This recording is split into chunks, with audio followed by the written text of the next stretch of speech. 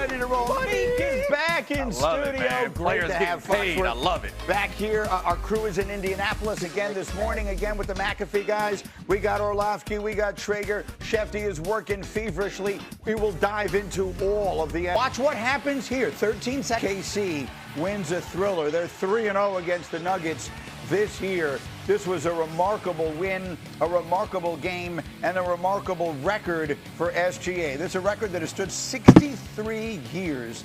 And for SGA to do it as a guard, the next longest streak of 20 consecutive points by a guard was done by Oscar Robertson. His streak was 79 games. SGA at 126.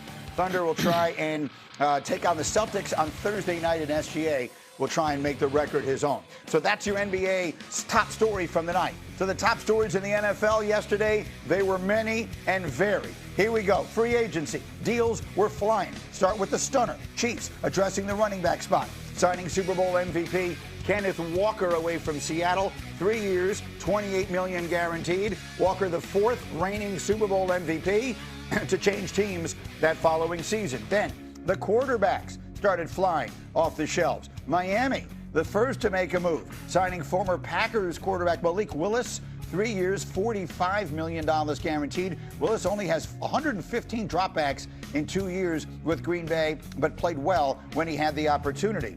Then the next quarterback, and this one took a lot of people by surprise, Tua Tagovailoa, after being released by the Dolphins in the morning, found a new home almost immediately, signing with Atlanta, a one-year deal. Tua will compete with Michael Penix, who was rehabbing a torn ACL, so he should get plenty of time, Tua should, during the summer. And then finally, after playing his first 12 seasons in Tampa, Mike Evans said goodbye to the Bucs and signed in San Francisco. 3 years, $60 million. $16 million of that is guaranteed. Played a career low 8 games last year, dealing with a host of injuries. And so Adam Schefter, who's the busiest man you know all day yesterday and all through the night, and back up with us this morning. Shefty, I'll start with this. There's one huge name we're still waiting on. I mentioned it. The shoe to drop is Trey Hendrickson. What is the latest we're hearing on him?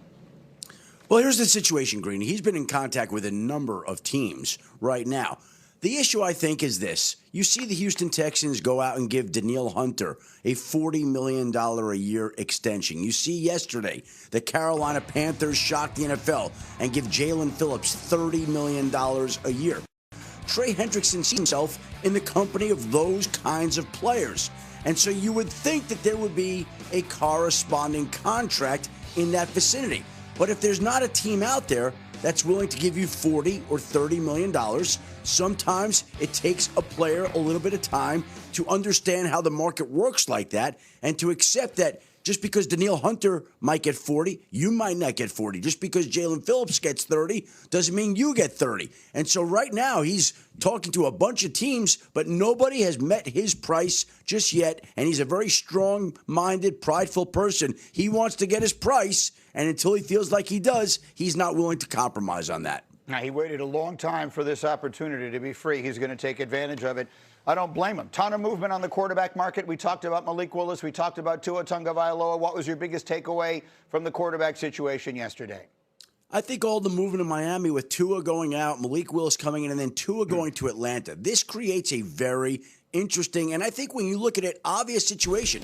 Now the Falcons have 2 left-handed quarterbacks. They are the only quarterbacks on their roster. Penix is coming off the torn ACL. Tua goes there. Smart play by Tua Tagovailoa to go into a system like that where he's going to have the chance to start there. It's a new coaching staff. It's a new front office.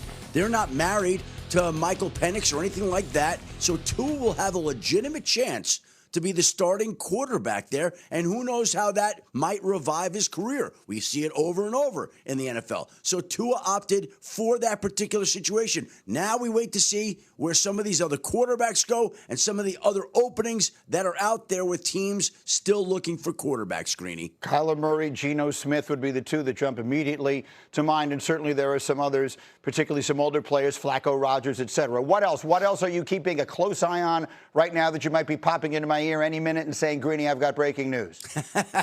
Well, I think this is a situation that bears watching from yesterday. The New Orleans Saints gave a 4-year, $52 million contract to the former Jaguars running back Travis Etienne, who now will leave Trevor Lawrence for the first time since 2018. And with a high-priced running back now in New Orleans, that leads to questions about what will happen to Alvin Kamara in the future. Is there space for him? Will another team trade him? Will the Saints be willing to trade him? But we have not heard the last of this situation with Travis Etienne going to New Orleans. There was some chatter about whether or not New Orleans would be willing to move Alvin Kamara before the deadline last year. It didn't happen. I think that scenario now could come back into play with a new big-time running back in New Orleans getting that kind of contract. All right, Shefty, get back on the phones. We'll be with you all morning long. As soon as there's any news at all, we'll go directly to Shefty. Meanwhile, let's bring the entire crew in here, and let's do day one declarations because so many big moves were made yesterday. Dan Orlovsky, what was your number one takeaway from day one? How the second-year quarterbacks are all set up. I loved what Tennessee did for Cam Ward. One, the addition of Wan'Dale Robinson was really good for just that friendly receiver. I thought New Orleans getting Etienne and guard David Edwards was really good for Tyler Shuck. The stuff that the Giants did for Jackson Dart when it comes to signing Isaiah Likely as a free agent tight end and the way they're going to use him. I like that all three organizations didn't necessarily only go with just offensive guys. Tennessee's building a defense for Cam Ward. The Giants kept Illuminor, which I thought was a big deal, but also added that pass-catching tight end threat. And Tyler Shuck, the commitment that New Orleans is making is saying, hey, we're going to get you a good back and protect you from the interior part. I thought the second-year quarterbacks are set up to have really good second seasons. Day one declarations. Dominique Foxworth, you are next. What is your biggest takeaway from day one yesterday? I think the Rams just clearly became Super Bowl favorites yesterday for me. Their biggest weakness was the cornerback, and they were aggressive. They went right after the Chiefs secondary, and particularly went and got Watson to pair up with McDuffie, who McDuffie obviously is an all-pro. The reason why Watson is important because I think it allows McDuffie to play some more in a slot, which I think pushes Lake back into the safety position, who is their slot corner now. McDuffie, his most valuable asset is his versatility, playing inside the slot and outside. Before they got Watson, I thought they were going to stick McDuffie on the outside and take away one of his superpowers, but now they have Watson also. McDuffie can play the slot. They are the favorites at DraftKings, and they are the favorites in Dominique Foxworth's household. Peter Schrager, you are next. Day one was fascinating. What caught your eye? The Philadelphia Eagles. You know, March and April is usually Howie Roseman's season, SZN, and they signed nobody, but they lost quite a bit. Jalen Phillips, who everyone thought was going to re-sign with the Eagles, took a huge payday from the Panthers. He leaves. Nakobe Dean, gone. Reed Blankenship, gone. Dotson, gone. Last year, they lost Josh Sweat, and Milton Williams, and Darius Slay on that first day. The Eagles, it's been a bloodletting. Everyone's leaving, and Jeff Stoutland's no longer there as the offensive line coach, and yet everyone's looking and saying, Howie, what are you going to do? What's the move? Well, I think of the finance world, and sometimes the best moves are the ones you don't. No one's ever won a Super Bowl on day one of the free agent market. I would say just hang tight, Eagles fans. Let's see what Howie Roseman has up his sleeve. See what he has up next. And then finally, Graziano, to you, what is your day one declaration? I think Malik Willis and the Dolphins is absolutely a perfect marriage of team and player right now.